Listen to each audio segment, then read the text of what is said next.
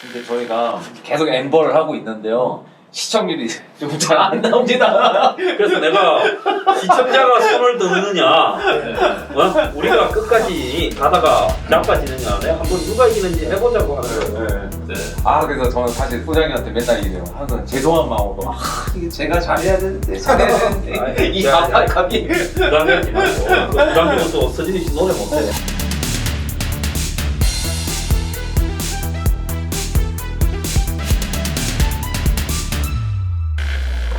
안녕하십니까. 안녕하십니까. 추억 돋는 탁구르 음악가 저세산 텐션 포크가 함께하는 앵벌 난장수 까! 네, 1부를 시작해 보려고 하는데요. 오늘 또 이제 스페셜 게스트로 사실 제가 굉장히 존경하는 저의 또 브로, 네, 브로맨스, 네, 이응택 대표님이 나와주셨어요. 감사합니다. 그래서 한번 좀 소개를 해주셨으면 좋겠어요. 저는 이제 좀 전에 우리 또 이정민 씨랑 얘기를 했듯이 참 우리 그 조국이라는 그때 그 진짜 인물이 눈물 이제, 납니다. 정말. 네. 등장을 했을 때 아스팔트에서 고생도 많이 했죠. 저희가 그때 한 10번 정도 했었던 거예요. 그러니까요. 청년들이 나와가지고 이제 첫 주도를 해가지고 네. 그리고 오늘 또 이제 정말 앵그리 블루 집회를 또 주도를 했고 네. 정말 저기 그 신촌 우리 대학로라고 해야 되는가?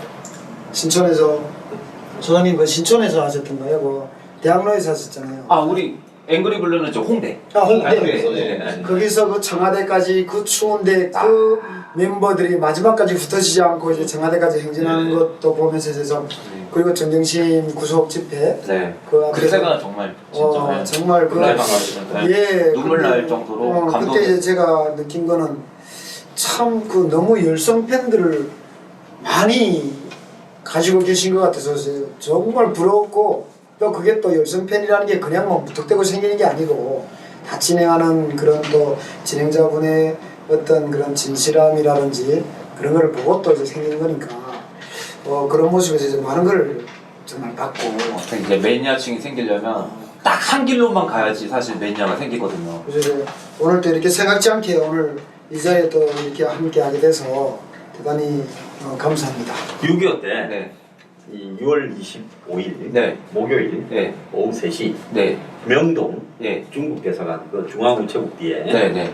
그 앞에서 이 중공군의 6.25 침략, 그리고 학살, 이런 분에 대해서 사과하라고 요구하는 집회를 연다.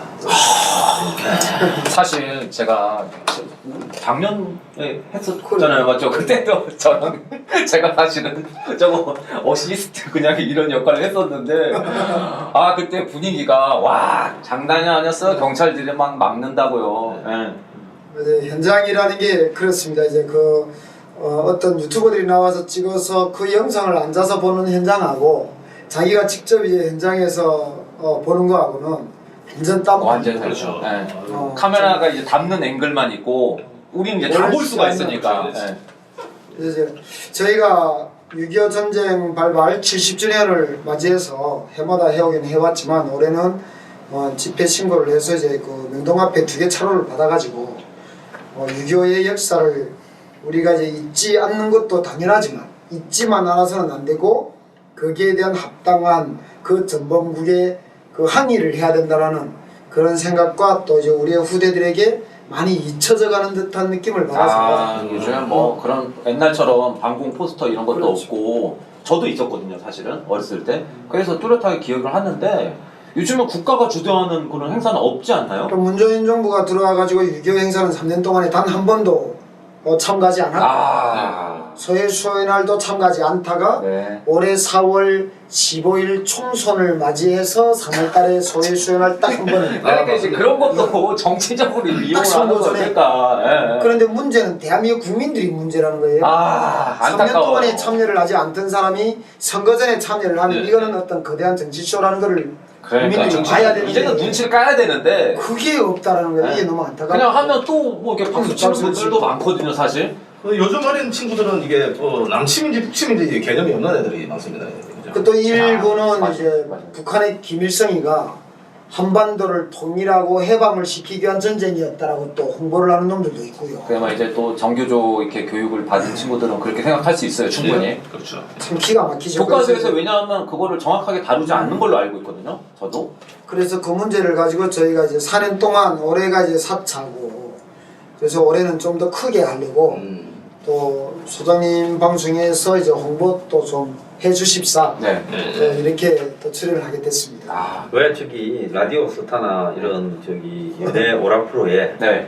영화를 하나 딱 찍어가 이제 개봉을 앞두면 도저히 안 나올 것 같은 슈퍼스타가 가끔씩 나와가지고 네, 네. 방송 출연하자. 맞아요. 그리고 저 양반 영화 찍어가 개봉하면 드라마 나오거나. 그러면 잠깐만 형님 오늘 홍보를 위해서 나오셨으니까 아니죠. 아스팔트계 네. 저도 옆에서 같이 뭐 조국 때 같이 했는데 네. 아스팔트계 슈퍼스타 네, 그렇죠. 확실합니다. 저부터. 사실은 제가 이제 정말 진정성 최강이에요. 이 영상을 이제 도관도관 봤거든요. 그래서 정민 씨하고 우리 예. 서진일 대표님이랑 해서 이게 좀 많이 궁금해서 봤고 그런데 이런 영상들에 많은 사람들이 이제 아직 공감대가 형성이 안 된다는 게 좀 많이 아프고 네. 여기에 이제 그만한 그 마인드가 바뀌려고 하면 어느 정도 시간은 필요하겠지만 네. 거기에 선구자 역할을 하는 것이 아닐까라는 그런 생각을 근데 저희가 계속 엠버를 하고 있는데요. 시청률이 좀 잘 안 나옵니다. 그래서 내가 시청자가 손을 드느냐, 우리가 끝까지 가다가 자빠지느냐, 내가 한번 누가 이기는지 해보자고 하는 거예요. 네. 아 그래서 저는 사실 소장님한테 맨날 이래요. 항상 죄송한 마음으로 이게 제가 잘해야 되는데 잘해야 되는데 아이, 이 야, 압박감이 부담되지 말고. 부담되면 또 서진이 씨 노래 못해. 유튜브에 저는 소심해요. 치면 안 나오더라고요. 대범하고. 치면 안 나오는데 일단 제가 볼 때는 장난은 좀 심하게 치지 않는가. 아 그런 건 아니 근데 계속 댓글에 그런 내용들이 있어요. 네. 뭔가 이상하다고 분명히 댓글을 올렸는데 썼는데 갑자기 없어진대요. 그러니까 그건 너무 이상하잖아요. 사실. 내가 조작의 배우다. 공가링스 황제가 이렇게 이야기를. 저 오늘 참 이런 좋은 자리에서 또 얘기를 하게 됐고 또 홍보도 홍보고 예. 또 이제 이 채널 여러 번을 제가 시청을 한 사람이기 때문에 네. 참 재밌기도 하고 네. 그런데 왜 이런 재밌는 채널들에 이제 많은 사람들이 공감을 안 할까 그래서 이제 생각도 해봤어요. 그래서 이제 많은 분들이 한쪽에 너무 함몰되어 있는 게 아닐까. 네. 그러다 보니까 이제 이런 채널에 대한 어떤 느낌을 못 느끼는 게 아닐까 네. 이런 생각도 해봤고 예. 그렇습니다. 뭔가 좀 뭔가 시청자분들이 보수 분들이 조금 마음을 비우고 봤으면 좋겠는데 예를 들어서 아직까지 우리가 그런 여기서 좀 여유가 없는 거 띠를 딱 두르고 막 이상한 얘기를 하고 이렇게 해버리면 자극적으로 또 이제 사람들이 볼 수가 네. 있는데 네. 지금은 이제 그런 시대는 좀 지나가야 된다라는 생각을 저도 하고 마찬가지. 언젠가는 누군가는 그 시대를 넘어서야 되는데 그거를 손뜻 누가 하지를 않아요. 네. 왜냐하면 그렇게 하면 시청률이 안 나오고 네, 네. 뭐가 되지를 않고 네, 이러다 보니까 시청자들이 좋아할 만한 거를 찾아가지고 나를 맞춰버리는 거예요. 네. 자극적이고. 네. 그래서 이제 그런 때는 이제는 지나지 않았나. 네. 그런 생각. 뭐 방송이면 누구나 이 보수 사실 그 앵벌 남장수를 보시는 분들은 저는 제 생각에 보수 이렇게 국한된 게 아니라 그냥 좀 세상이 바뀌는 계약을 원하시는 분들이 뭐 진영 구분 없이 다 보는 방송이 돼야 되지 않겠는가. 그게 뭐 중요하다고 봅니다. 네. 그래서 노래는 예. 역시 우리 이 첫 곡을 뭐 정해 놓으셨네요, 먼저. 이 에릭 크랩튼의 Please Be With Me인데 원래는 스캇 버이어 노래입니다. 근데 에릭 크랩튼이 마약 치료 받으면서 해변가 461번지 이거 명곡이죠. 그렇죠. 네. 그 노래 아니고. 네, 그거 아닙니다. 아들이 자살했어. 네, 맞아요. 진짜 눈물 나요. 이 앵벌 안상수에서 이런 음악을 들을 수 있지. 어디서 네, 듣겠습니다. 네, 네. 딴 데는 들을 수 없습니다. Please Be With Me 나가겠습니다.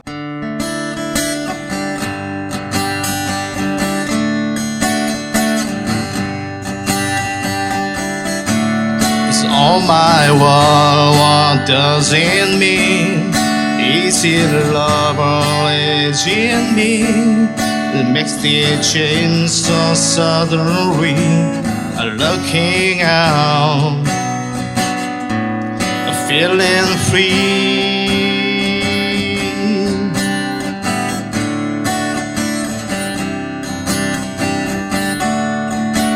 sitting lying in my bed, wondering where was I still. Made them think I lost my head when I knew I lost my heart instead.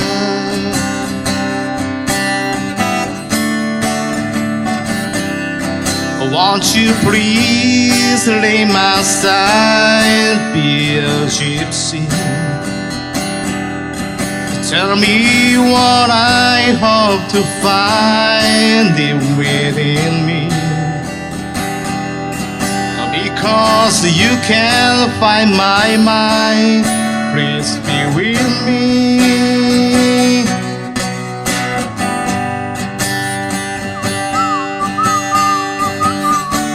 It's all better things I heard. Loving you has made the world, but all the rest seems so absurd. 'Cause at the end, you'll come shine, I'm sure.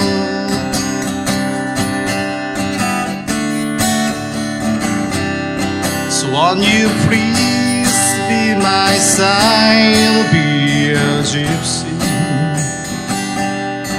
Tell me what I hope to find deep within me.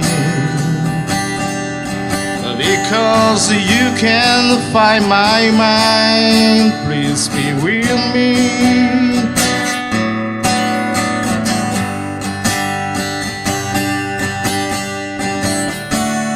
Na na na na na na na na na na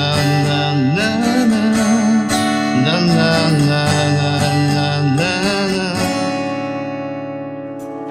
와우. 자, 이 북한의 신이라고 부르는 사람이잖아요. 예, 예. 근데 에릭 클립턴 하면 생각나는 또 북한에 관련 있는 사람 김정철. 예. 김정철이가 에릭 클립턴의 팬이라 가지고 아 진짜요? 네, 예, 그렇죠. 십몇 년을 팬을 했어요. 아, 예. 그래서 독일의 공연장, 영국 런던 공연장, 또 싱가포르 공연장 다 쫓아다녔어요. 예. 김정철이가 저기 김정일이의 예. 이제 아들들 중에 예, 둘째지요. 예. 예. 저번에 죽은 김정남이가 김정남. 첫째고, 예. 그리고 이 두 사람은 또 배가 다르잖아요. 예. 엄마가요. 예. 그리고 이제 고영이하고 나온 게 이제 김정남. 김정은이하고 김정은이, 예. 김여정이고. 여정이. 근데 이제 이 김정남이는 좀 노는 것도 좋아하고 도박도 좋아하고 얘는 또 게임 중독자야. 아. 김정철이는. 그리고 이제 뭐 장클로드 반담을 좋아하고 또 한편으로는 에릭 클립턴 노래를 좋아해라. 태영호가 런던에 그 에릭 클립턴 보러 김정철이 왔을 때 뭐 아, 스쿼트 다 해줘. 아 그래요? 있다고 해요. 아. 그래서 이 김정철이가 에릭 클립턴 팬이었는데 지금 사라졌죠. 예. 그 김정남이의 이름이 나왔기 때문에 북한에서 김정남이가 이제 김정일 정권 때 맡았던 게 예. 북한의 마약을 생산을 하면 이제 마약의 총 유통 책임자를 이제 김정남이가 했죠. 아 그래요? 밖에서. 마약. 예, 본인도 뭐 마약을 좀 했겠죠. 아, 약간 그런 거 같아요. 본인도 했겠지만 이제 그 마약을 손을 댔고 저의 친구가 저보다 동생뻘인데 이 친구의 여동생이 중국에 이제 그 대사관으로 예. 파견이 돼서 이제 북한에서 나왔었는데 가가 맡았던 게 또 대사관 안에서 마약 유통을 또 담당을. 야. 그래서 저도 이제 마약이라는 걸 많이 봤습니다. 아. 그래서 김정남이 얘기를 하니까 그 사람이 후계자의 자리에 오를 수 없는 게 북한에서는 김정남이가 뭘 했는지를 모르거든요. 메일에 쌓여서. 그러나 김정남이가 공식적으로 김정일의 후계자로 올라서는 순간에는 전 세계에서 김정남이 누구라는 걸 이제 판이 딱 짜여졌고 마카오나 뭐 등등 해서 이제 마약 유통 그거를 했다는 거는 뭐 정말 알려지지 않은 사실 다 이제 알려진 명이나 같고 네. 그래서 후계자로 이게 안 되고 나중에 이제 고영이가 또 이제 그 여자들 4명 중에서 그렇게 악바라지가 고영이랍니다. 아. 그래서 김정일이를 조인트를 까고 한 게 이제 고영이가 결국 자기 이겨가지고 애들을 가지고. 고영이가 이겨가지고 자기 아이를 이제 후계자로 잡고 옛날에 그 조선 왕조 시대에 아, 이거 똑같은 거예요. 그 첩들이 그러니까 맞아요. 서로 이제 경쟁을 그래서 해가지고. 내 아이를 왕자로 올려앉히기 위한 전쟁을 하듯이 네. 결국 고영이가 승리를 했고 뭐 김정일의 본대기 결국 고영이도 가만히 보니까 성이 곳인데 저기 제주도. 제일동포잖아요. 예, 예, 제주도잖아요. 제주도에서 제주도 예, 곳이. 예예 제주도에서 일본을 갔다가 이제 일본에서 북한에 가서 그 가수인가 배우가를 무용수 예, 그거를 해가지고 배우도 하고. 김정일이가 30대 때에 이제 북한의 그 문화예술을 담당을 합니다. 그러면서 이제 배우들, 가수들, 무용수 뭐 이쁨은 지가 다 했겠죠. 이거를 이제 김정일이가 관리를 했죠. 30살부터 했으니까. 관리 기쁨조. 일체 이제 문화예술을 김정일이가 관리를 했으니까. 박나스로 관리했겠죠. 고등이가 이제 누나. 그리고 그게 아마 탈북자들 중에도 본 사람이 있고 안 본 사람이 있을 텐데 그 모란봉 전작단이라는 이 팀이 네. 1팀부터 10조까지 있어요. 1조부터 10조. 딱 한 개가 아니라 10개. 예를 들어서 모란봉 전작단 하면 1조, 2조, 3조 이래 나가는데 1조 아이들은 거의 정말 나체 그리고 한 5조쯤의 공연을 보면 거의 팬티 비슷한 옷 입고 10조는 우리한테도 볼 수가 있는 영상입니다. 10조는 옷을 다 입고. 반대로. 10조는 이제 그래도 이제 옷을 입어도 이제 우리가 봤을 때는 야하다라는 느낌. 왜냐면 이 무릎 아래로 치마가 올라가면 이제 여자들 잡아서 막 저걸 했으니까. 근데 이제 그 10조 아이들도 이제 무릎이 보이는 치마를 입었었고, 북한 사람들은 맨날 긴 치마만 보던 사람들이 무릎 위에 올라온 치마만 봐도 좀 호호하고 볼 때고, 파격적인. 1조 같은 경우는 뭐 거의 뭐 정신이 나갈 정도로 옷을 입었고. 그래서 그 조별로 들렸고 이제 그 갑자기 이제 그 김정철이 얘기를 하시니까 그 김정남이 생각이 나가지고 이게 앵벌 난장수과의 매력이에요. 얘기가 뭔가 계속 하고 들어가요 그냥. 원래 그런 프로그램. 근데 주지훈입니다, 주지훈. 김정철은 좀 인간적이다 보니까 밀렸고 저 지독한 김정은이 김여정이가 이제 저거 엄마의 조인트 이제 후계자들이 돼가 저 난리를 치고 있다. 네. 그래서 사실은 이거 좀 다른 먼저 얘기를 할게요. 그래서 저희가 또 이게 소통 방송이기 때문에 지난주에 또 이제 부산 문학의 거장 최대호 선생님 오셨잖아요. 또 저희는 의리가 있는 사람들입니다 항상. 그리고 선생님 엄청 장난 아니거든요 정말.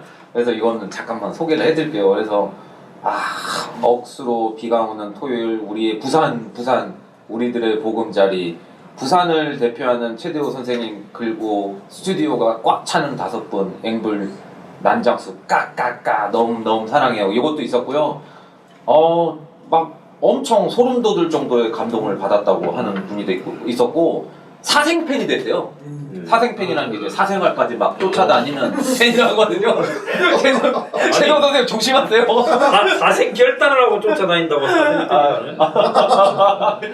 이런 것도 있었고 그 다음에 또 이제 서진일 우리 가수님께서 지난번에 이제 또 충격적인 노처녀 노처녀 목소리 그리고 그 원숭이가 노처녀 원숭이가 룸살롱 다니는 그 언니 원숭이한테 맞았잖아요.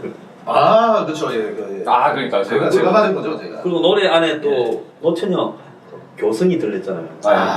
그렇죠. 그 충격적이에요. 그래서 그 작곡이 굉장히 기발하고 신선했대요.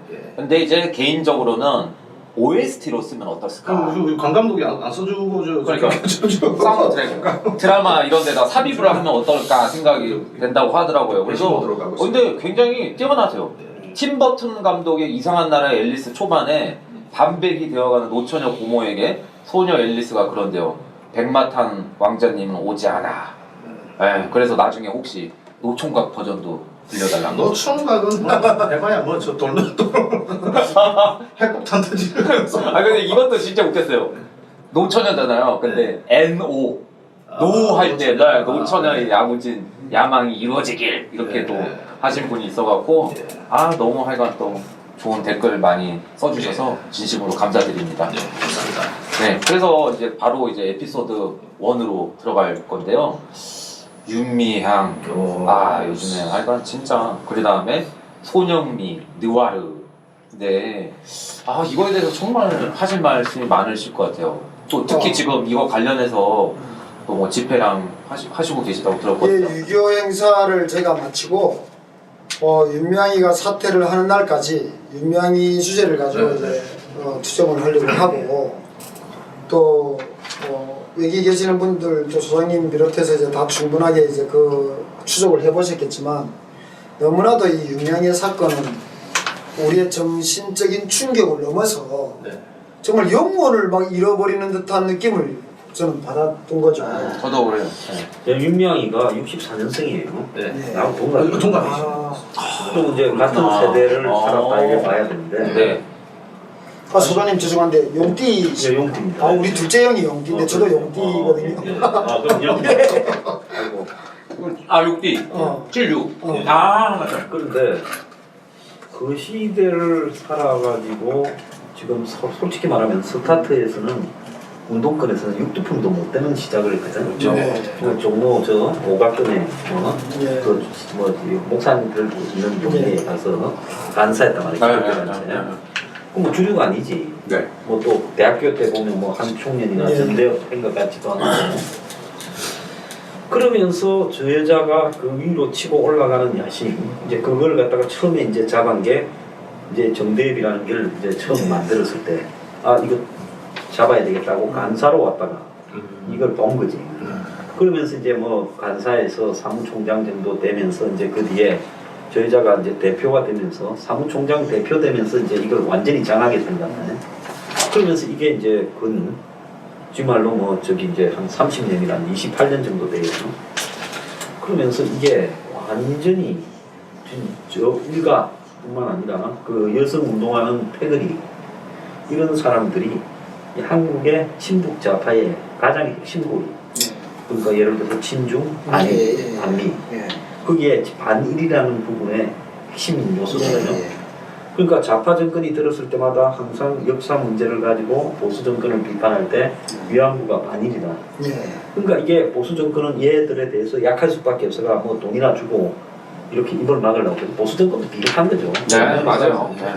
그래서 이걸 성역으로 만들어 버리니까 성역 속에는 부패하니까 저런 부패가 됐는데 문제는 그 손영민 씨 자살까지 이어지면서 이게 처음에는 부패 사건에서 시작해서 이제는 거의 이 노아르 미스터리 살인 사건이 되는 거죠. 그렇죠.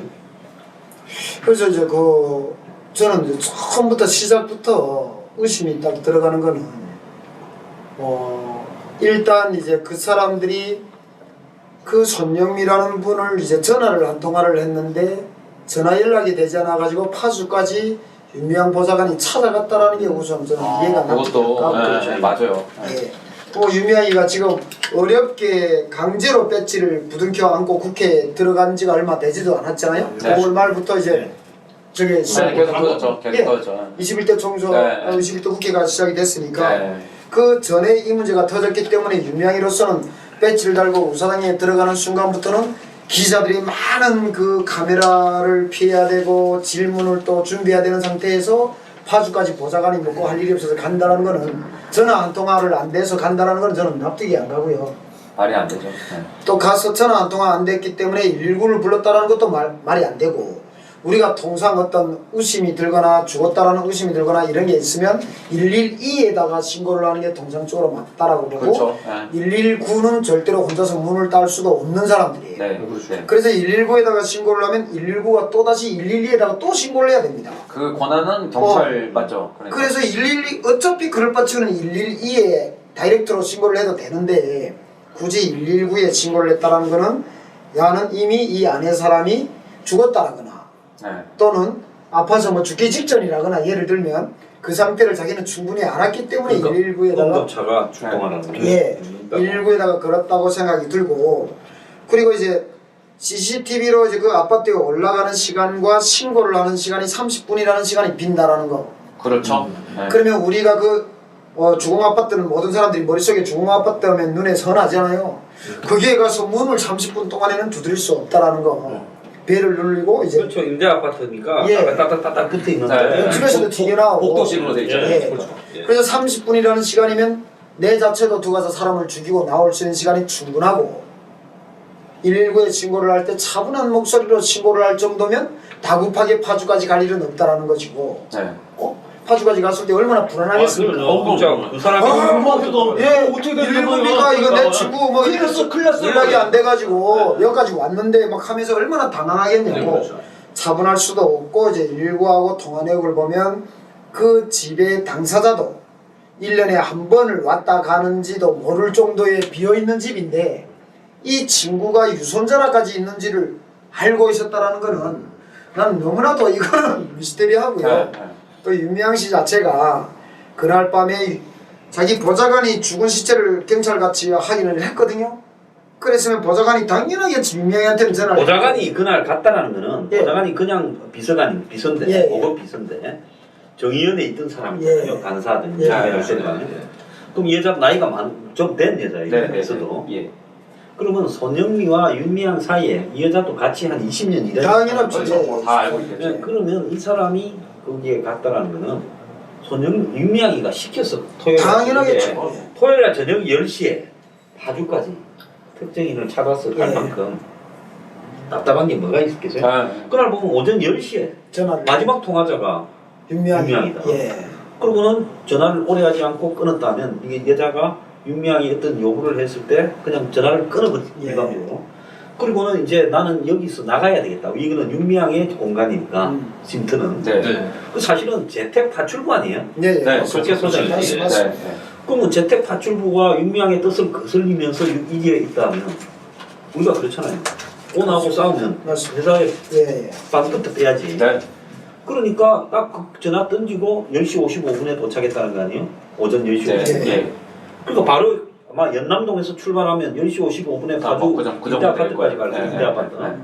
그리고 전화기를 차에 던졌다면 모르겠어요. 누가 전화기를 죽이고 갖다 놨다는 몰라도 차에 던져놨다면 전화를 안 받으면 안 받아요. 전화기가 두려웠다는 거죠.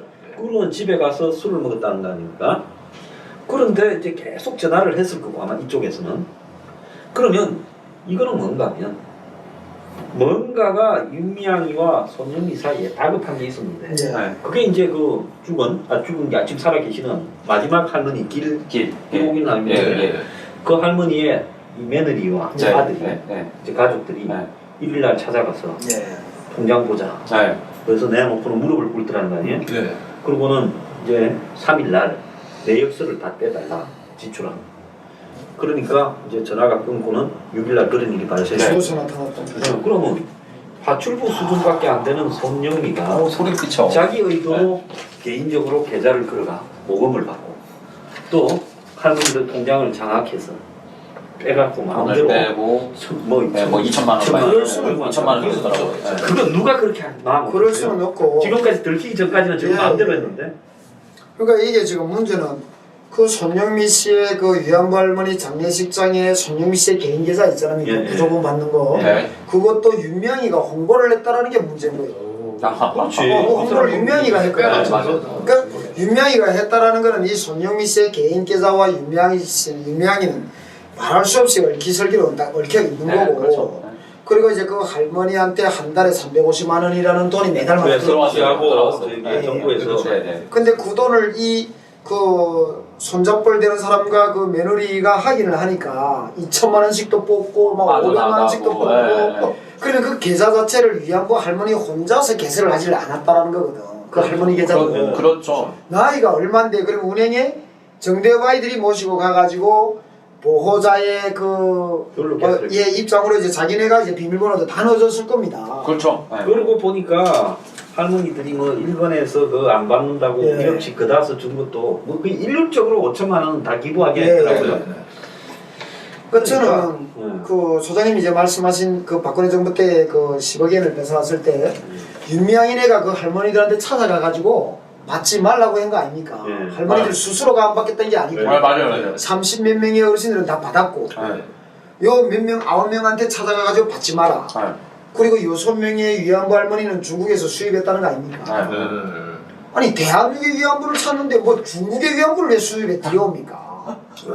아마 뭐 대단한 비즈니스입니다. 자, 그래서 예. 여기서 전화를 안 받으니까 예. 아마 6일날 벌어졌던 거는 손영미가 윤미향 측에 예. 심각하다. 나는 이제 더 이상 피할 방법이 없이 막다른 골목에 예. 몰렸고 빼박이. 저 가족들이 지금 길할머니 예. 자녀들이 쪼아온다. 네.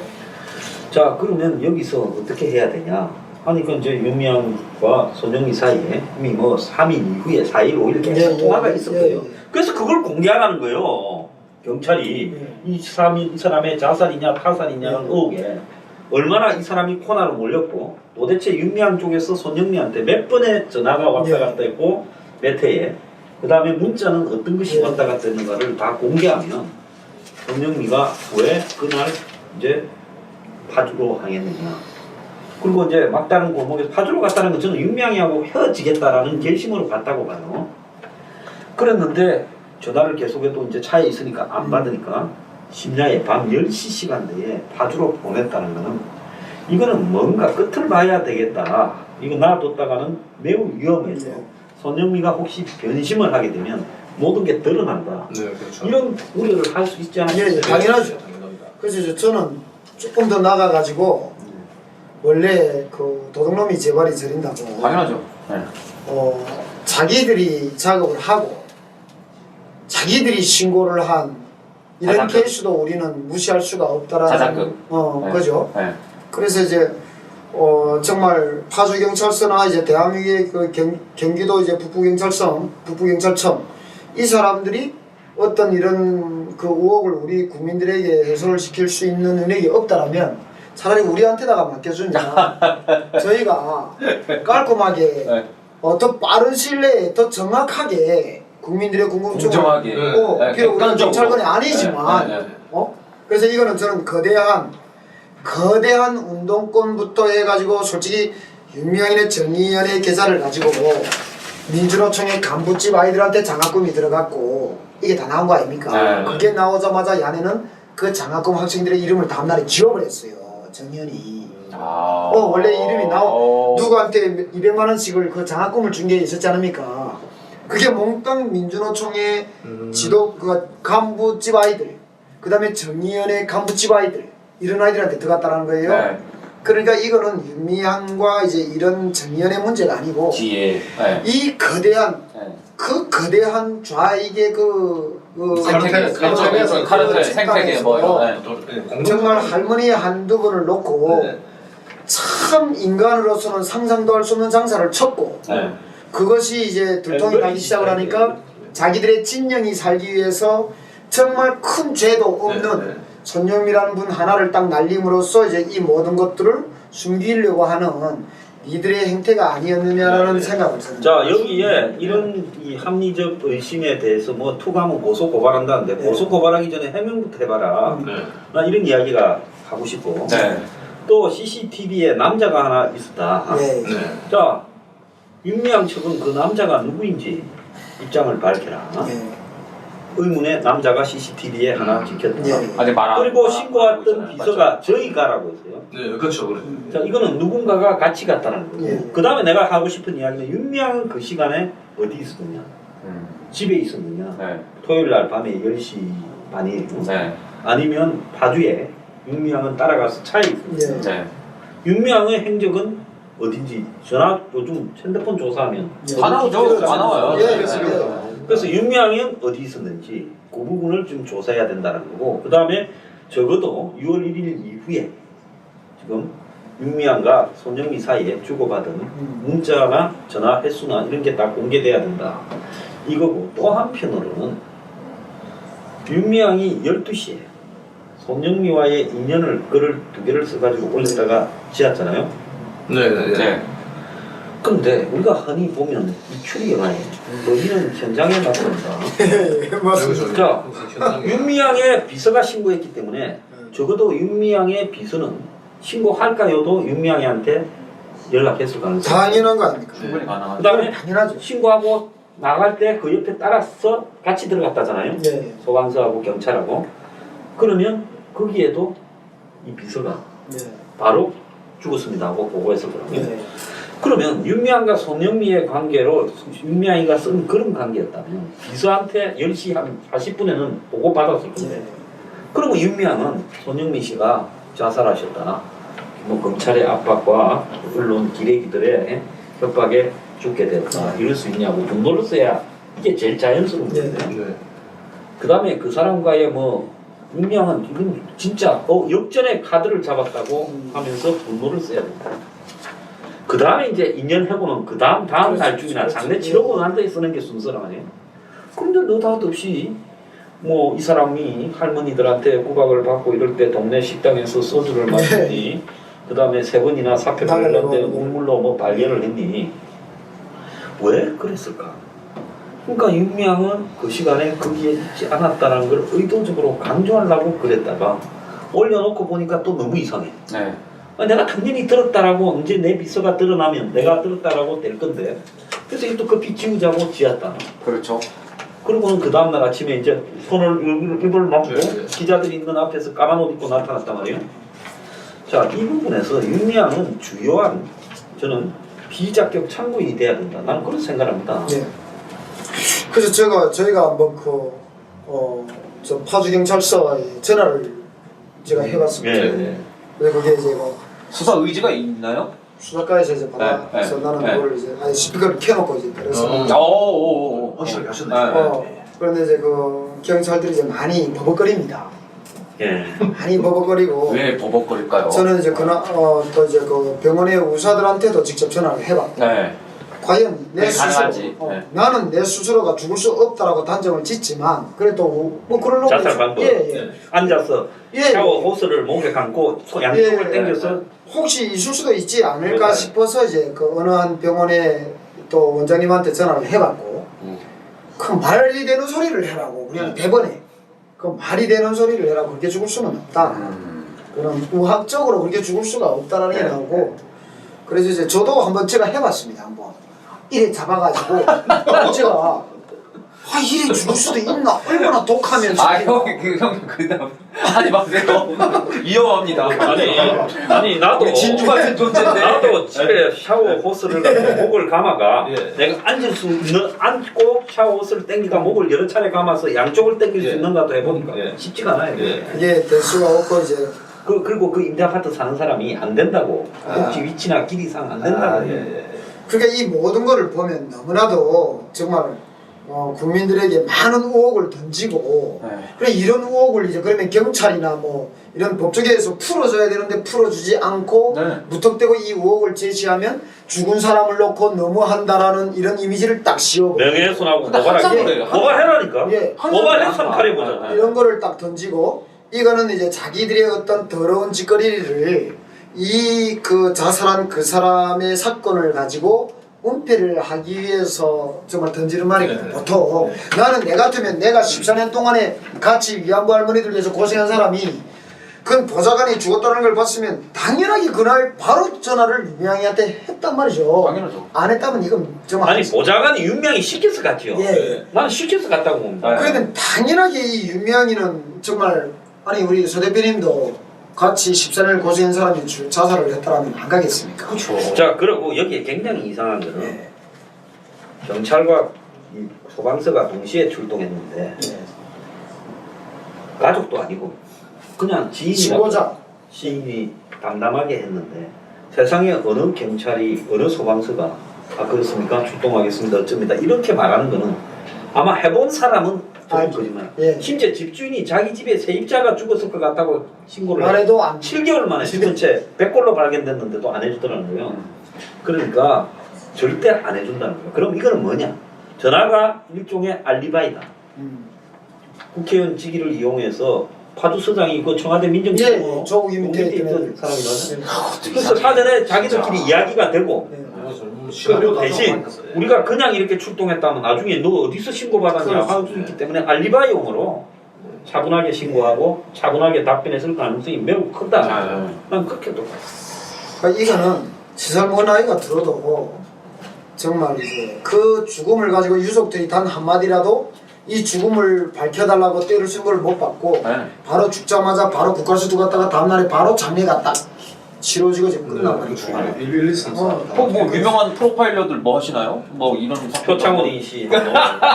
최근에 자, 그래서 제가 이거 관련해서 개사옥을 준비를 했습니다. 네, 그래서 이남희의 울고 싶어라가 아니고요. 아니 근데 제가 이걸 해갖고 네. 그리고 유명희를 놓고 한 노래 같은데 뭐 많은 분들이 뭐 알아서 잘 판단하실 거라고 저는 생각을 합니다. 이정민 군이 이제 이거는 이남희 노래는 아니고요. 원타임의 노래이고요. 원타임의 트라이를 개사를 해봤습니다. 원래 원곡은 이남희 노래입니다. 네 맞습니다. 네.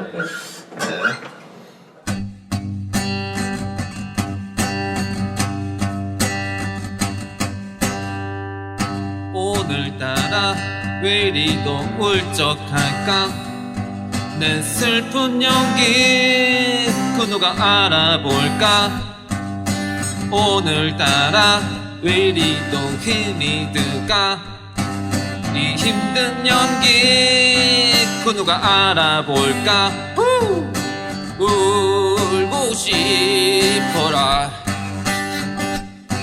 울고 싶어라 이 마음 정이는 가고 기억도 가고 모두 다 왜 가야만 하니 왜 가야만 하니 왜 나니 악어의 눈물 정의로운 연기 잊었니 계좌 알면 할 거야 기부할 거야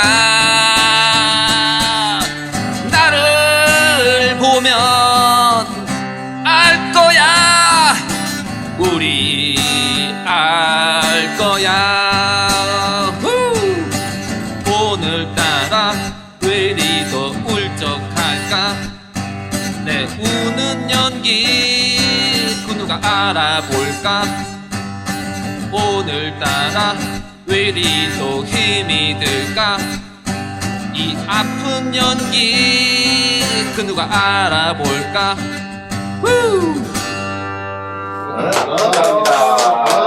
방송에서 보다가 네, 또 이렇게 직접 들어보니까 네, 좀 틀리죠? 아, 우리 정민 씨가 또 이렇게 노래를 잘하는지는 또 몰라. 노래는 잘하는 건 아니고 좀 쪽팔려요 솔직히 이성적으로 사랑하는 것 같아요. 사각형이 자기 요즘 나도 노래하고 싶은데 나도 하려고 이정민 씨가 하는 거 다음 주 개사고가 소장님 아니 안해 오늘은 이게 제가 하여간 사실은 제가 평소에 존경하는 형이지만 오늘 나오실 줄 몰랐어요 사실은. 저는 그냥 이 노래를 준비하고 왔는데요. 네. 와 보니까 형이 와갖고 다 그냥 퍼즐이 다 맞아 떨어지는 거예요. 우리 실장님하고 몰래 네. 짰거든. 네. 이 정민 씨하고 이제 우리 서 대표님한테는 알리지 말고 깜짝 서프라이즈. 네. 오늘 완전 뭐 에르큐르 파워로 모드입니다 보니까. 그랬기 때문에 우리 만났을 때 포옹을 한 거지. 아, 이게 진짜. 알았으면 포옹할 일이. 그러니까요. 또 최근에는 잘 이제 코로나 때문에 대출 못해갖고 그놈의 사실은. 코로나 진짜. 그러니까 이 문가리우스가 너무 득보는 것 같은데. 지금. 맞아요. 그래서 또 이제 빠르게 에피소드 2로 넘어가려고 하는데요. 얼마 전에 개성에 있나요 이게? 공동 연락 어제. 공동 연락 사무소. 네. 이제 와 이게 그리고 이제 폭발을 시켰어요. 그것만 폭발되는 게 아니라 다이너마이트를 얼마나 썼는가 하면 옆에 있는 저기 개성 그 공단 지원센터 그것도 뭐 500얼마짜리. 유리고 뭐고 다 넣어부르는데 네. 그래서 저 다이너마이트 쓰지 않았겠어요? 근데 나는 하나 신기한 게 그걸 폭발시켜서 한 방에 다 날리려면 나 철거하는 거 이런 거 건축 철거 이런 걸 좀 봤었는데 다이너마이트 양이 굉장히 많이 들어가거든요. 동시에 건물이 확 내려앉으려면 그래서 우리가 전쟁 때 그냥 폭탄 맞거나 하면 건물이 뼈대가 남아있고 천장만 내려앉고 일부만 무너지거든. 근데 저게 다 내려앉으려면 건물의 이 주요한 핵심 축대에 저 밑에 심어갖고 동시에 팍 빼야 착 내려앉는단 말이야. 그렇죠. 그러면 어마어마한 저 다이너마이트를 갖고 왔는데 저걸 어떻게 정권이 모르고 있어 헝가리에서는. 그래서 이제 와서 얘기하는 거 보니까 그 전날이랑 뭐 불꽃이 좀 튀겼다 뭐 이제 와서 그런 얘기들 하는데 그 불꽃이 튀겼으면 그날에 뭐 국방부나 뭐 어디서 감시를 쪽에서 이거 뭐 불꽃이 튀겼어요 내일 무슨 일이 있지 않을까. 그런데 바로 그 전날까지도 이제 그 전문가라는 사람들이 나와가지고 아마 남부연락사무소 폭파까지는 가지 않을 거다. 김여정이가 예고를 했잖아. 무너지는 걸 볼게 될 거라고. 예, 근데 이제 대한민국의 그 전문가라는 사람들이 나와서 폭파까지는 가지 않을 거다. 그러면서 이제 그냥 쇼를 하는 걸 거다. 그래서 저는요, 이 전문가 아닌 엉터리들이 TV 패널을 당하고. 원래 그래요. 이게 요즘에. 중요한 거예요. 네. 북한 문제 전문가라고 뭐 무슨 대학교, 무슨 북한 문제 연구소, 누군지 또 알것 무슨 재단, 뭐 이런 족보들 맨 놈 있잖아요. 놈이라고 붙여야 돼. 자, 그 사람들 진짜 북한에서 온 사람이 봤을 때 한국의 북한 문제 전문가라고 종편이나 뉴스 채널 이런 데 나와 하는 사람들을 어떻게 보여요? 그 사람들은 그냥 책만 보고 책으로 연구한 사람들 같아요. 예, 왜냐하면 모든 게 현실이라는 게 책하고 다르지 않습니까? 뭐 어떤 이념도 마찬가지고 네. 공산주의 이념 책으로 볼 때는 얼마나 좋습니까? 사실 뭐 이런 네. 세상이라는 게. 근데 현실은 그렇지 않단 말이에요. 네. 그러니까 그 사람들이 이제 뭐 어떤 대학교에 북한학과를 졸업해가지고 어떤 무슨 뭐 그런 학위를 안 왔다면 네. 마치 자기가 이제 뭐 북한 전문가. 네. 근데 그거는 현실하고 엄청 차이가 나고. 그렇죠. 그래서 저는 원래 그런 사람들의 채널이 나오면 아예 보지를 않죠. 네. 저희 같은 거는. 근데 제일 발맛인 게 나는 나 TV에 나가가 뭐 홍머시기니 뭐 이머시기니 토론 많이 하는데 아 그런 애들 오면 내가 성질을 내고 막 뭐라 해요. 나는 뭐 TV 나가서 막 성질 냈으니까 얼굴도 안 바뀌어 그냥 앵무새처럼 입만 예, 그 머릿속에다가 이름을 넣은 거를 막 꺼내서 외안내는 듯한 느낌들. 딱 느낌. 예, 그런 것들이 요즘 이제 몽가리우스 정권에서 이제 복날을 맞이해서 저렇게 이제 설치는데 신났죠. 복날이 지나가면 다 잡아먹어버리잖아요. 그래서 저 좀 이상한 사람들인데 이제 그런데 중요한 건 예. 그렇게 미승인이 뭐니 관찰한다는데 저걸 폭파시킬 줄 몰랐다. 미국이 내가 볼 때 안 가르쳐 준 것 같다. 미국의 위성이 위에서 뭐 트럭이 실 거야. 북한군이 땅굴 팠어. 연락사무소까지 땅굴 팠어 들어갔는데. 여러 가지 아마 그 기사에 나왔는데 문재인이가 북한에다가 이제 손짓을 했는데 북한에서는 쌩까고 미국은 뭐 모른 채 했다라는. 그러니까 미국은 알면서도 그 어차피 미국 정부가 문재인 정권이 어떤 정권이라는 걸 모르겠습니까? 우리가 잘 알겠죠. 다 알죠. 물론 자기들도 지금 정신 없긴 하지만. 그리고 또 뭐 지급을 할 또 그런 대상도 아니라고 아마 생각을 하고 있을 거라고 저는 생각을 해요.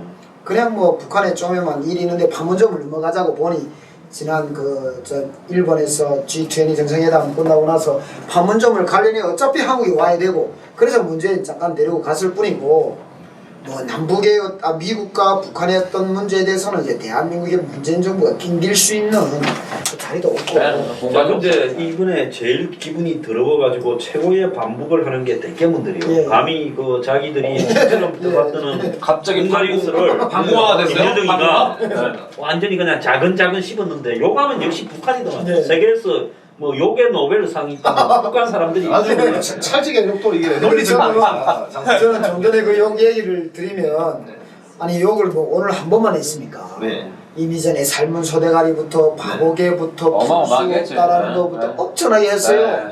그때는 뭐 하고 있다가 갑자기 튕겨 나와가지고 이번에 욕에 그렇게 열을 올리는지 그 열이 마지막까지 갔으면 좋겠다는 생각. 그 열을 올리는 거면 이제 어떤 여자가 이렇게 있는데 저 여자한테 뭔가를 기대하고 있다면 안 깨졌다면 끝없이 매달리겠지. 욕에도 때리도 막 가만히 있고 이제 저 여자가 완전히 이제 니하고는 내하고는 끝났다는 걸 뭔가 보여주고 이제 결혼식을 받았다면 그때는 이제 분노를 참지 못해서 이제 가서 네가 그럴 수 있어 어쩌고 저쩌고 하는 거야. 똑같다고 봐요. 폭파시켜버리니까 이제는 돌아갈 수 없다는 걸 이 몽가리우스들이 아는 것 같아. 미천이 다 그들 나타나는 그대로 어떤 생각을 하냐면 자네가 이제 사실은 남북연락사무소라는 게 사실은 의미는 없지 않습니까? 자네가 한국에다 연락을 하다구나 하면 뭐 다이렉트로 이제는 막 우리 민족끼리로 때려도 되고 메아리로 때려도 됩니다. 근데 아무 의미 없는 그 남북연락사무소가 형식적으로만 필요한 거 근데 180억 주고. 그거는 맞죠? 우리 돈이 나간 거지 북한 돈이 나온 게 아니니까. 그렇죠. 맞죠. 자기네가 없어도 자기네는 손해볼 게 없다고.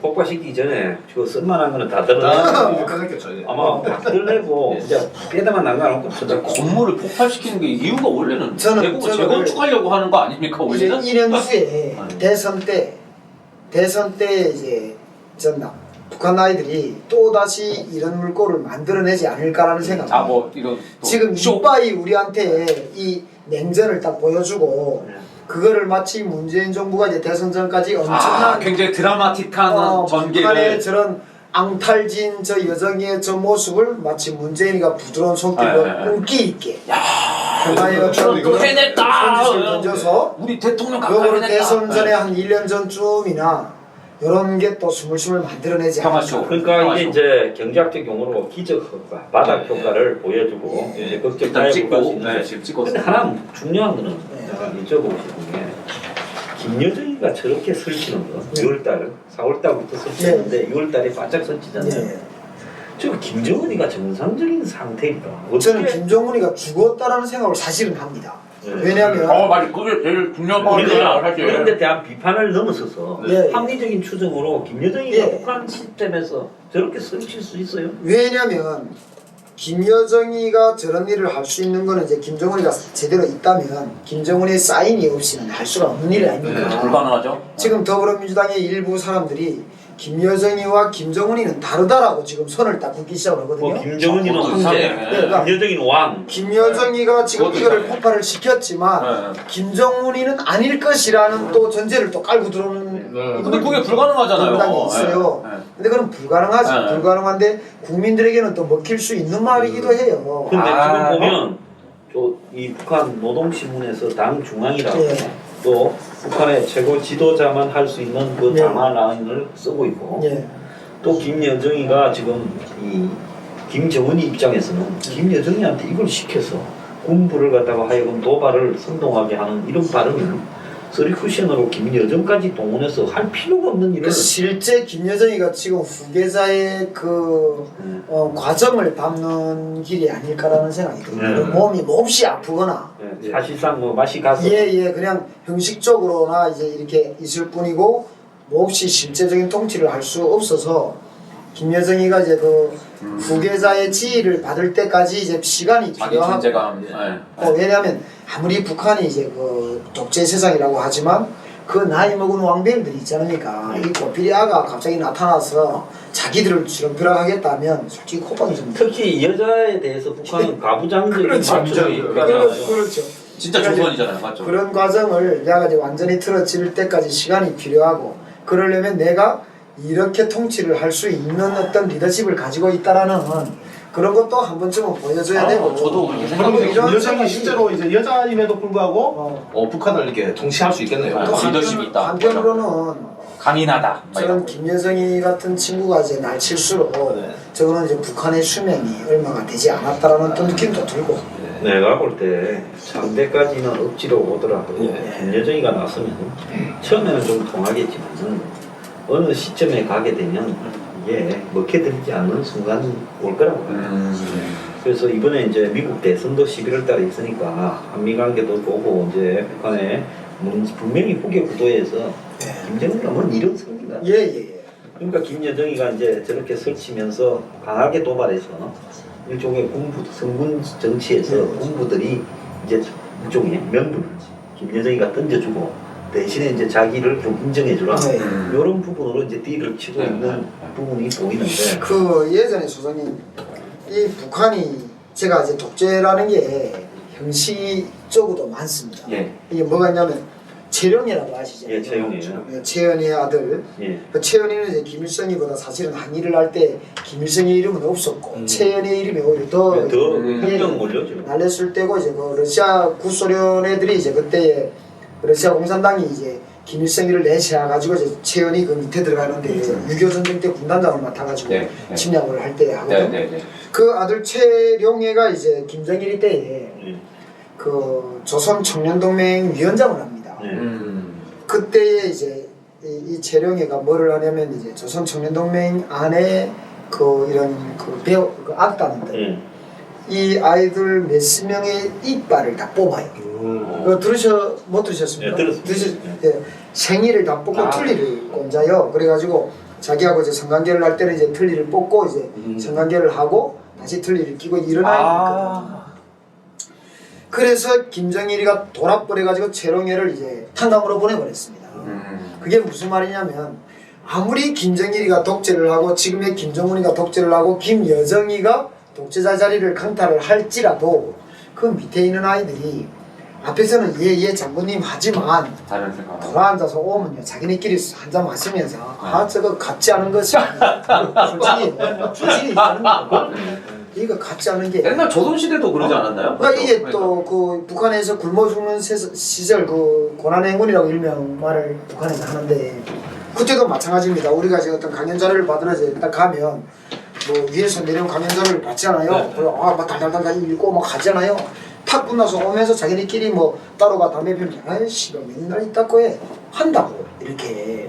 그러니까 이제 북한은 형식적으로 지금 이렇게 딱 정리가 돼 있는 것 같지만 안에 내부는 솔직하게 얘기하면 경제 자체가 자본주의 시스템으로 네. 이미 시장 경제가 좋아. 배급기 기능이 예, 맞아요. 왜냐하면 이제 국가가 통제를 못하면서 네. 개인들이 밀수를 해서 물건을 띄우다가 장마당. 이게 잡히니까 개인들이 돈을 주고 네. 군부대 상어를 하나 따고 그리고 이제 보안 안전부의 상어를 따고 해서 자기들이 개인이 이제는 장사를 그 보기에는 이제 국가에서 하는 것 같지만 네. 실제는 개인이에요. 네, 그렇죠. 중국과 네, 한나라도 네, 다. 네. 그래서 나라가 북한의- 있는 거죠. 예, 북한의 주민들 머리 상태가 뭐 그 김정은이를 좋아서 막 이러는 게 아니고 그렇죠. 문재인이랑 그 평양에 가서 연설할 때는 주황에서 얼마만큼 각 기업들에서 얼마만큼 참석을 해라 이래 버리기 때문에 네. 보기는 그래 보이지만 마음은 그렇지 않아. 자, 그래서 뭔가 네. 사단이 났다. 네. 확실합니다. 조금 지켜보면 네. 답이 나올 거라고 네, 합니다. 맞습니다. 그래서 저희 또 이제 네. 예. 하시면 아니면 네. 조선왕조 600년입니다. 600년. 600년이 될지 700년. 북조선. 그래서 근데 저희 여기 한국에서는 이성계라는 그 인물을 어떻게 평가를 합니까? 한국에서는 뭐 조선의 창업자다 네. 이렇게 해서 과거에 이제 고려가 네. 이제 뭐 부패하고 막 이러는데 조선을 세워서 새로운 왕조를 열었다 해서 뭐 그 사람의 잔인함이나 여러 가지가 있지만 어쨌든 뭐 긍정적으로 평가하는 거죠. 북한에서는 이제 내국노 취급을 하고 아. 왕정의 반기를 들어가지고 해군을 해가지고 예. 잡는다 해서 이제 미안해. 맞아 우리도 배신자. 북한의 주민들이 회기를 해가지고 김일성의 정권을 무너뜨리면 안 되잖아. 그런 거 이제 롤 모델이 될 수 있고. 그래서 이제 이성계를 생각을 하는 거예요. 참 진짜 웃기네요 정말. 아유. 남한 대통령 중에 그 전두환을 가장 까겠습니다. 가장 담침하다. 네, 마지막 곡이 남았는데요. 네. 건널 수 없는 이게 강. 뭐 네. 나 생각 못했는데 오늘 보니까 이게 이 건널 수 없는 강이 바로 이제 여정킴과 바로 이제 문가리로서 얘기가 돼 있네요. 네. 건널 수 없는 강. 건널 수 없는 강. 끝난 겁니다 이제. 한영애가 뭐 이렇게 얘기하면 그 아주 명확하겠지만. 들었습니다. 이게 아주 멋진 블루스인데 엔딩곡으로 나가겠습니다.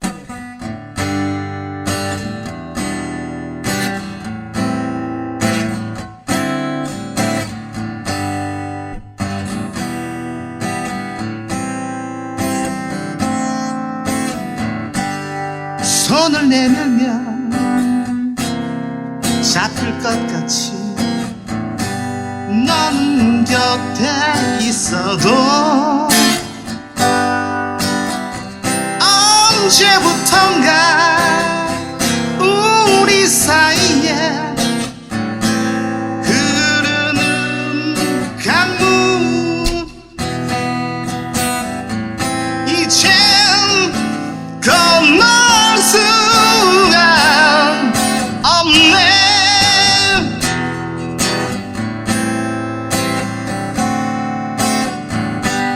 내가 다 가면 너는 또 멀리 강둑 뒤로 숨어서 아름다웠던 지난 날들을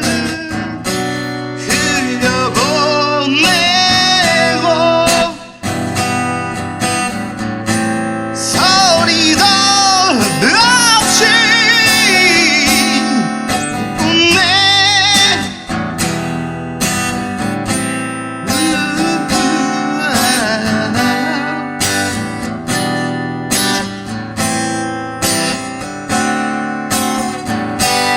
그리워해도 보이는 것은 흘러가는 강물뿐. 건너려 해도 건널 수 없어. 멀어져 가서 이젠 보이지 않네.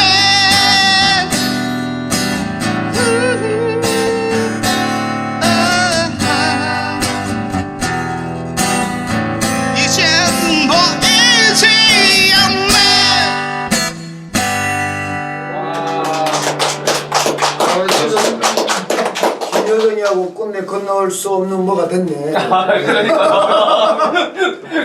다 맞춰졌어요, 완전히. 이현택 대표 오셨는데 네. 6월 25일 날 오후 3시에 중국 예. 대사관 앞에. 명동 예. 대사관 앞에서 이 중공의 예. 6.25 침략에 대한 이 사과 예. 또 이 심판하는 예. 국민대회를 예. 여시니까 많이 참석해 주시기 부탁드립니다. 네. 그리고 마지막으로 한번 예. 혹시 뭐 그날의 평일이기 때문에 직장에 다니시는 분들은 참석을 하고 싶어도 할 수가 없고 네. 또 시간이 되시는 분들은 좀 와주시고 저희가 대신에 참가를 못 하시는 분들의 그 배상금도 꼭 받아낼게요. 꼭 받아가지고 정말 우리 국민들이 그 원한을 좀 우리도 네. 좀 한 번은 털어내야 되지 않나. 네. 예. 예, 감사합니다. 아유, 감사합니다. 네, 그러면 앵벌 난장수가 1부를 마치고요. 내일 2부에서 뵙겠습니다. 예, 네, 감사합니다. 감사합니다. 예.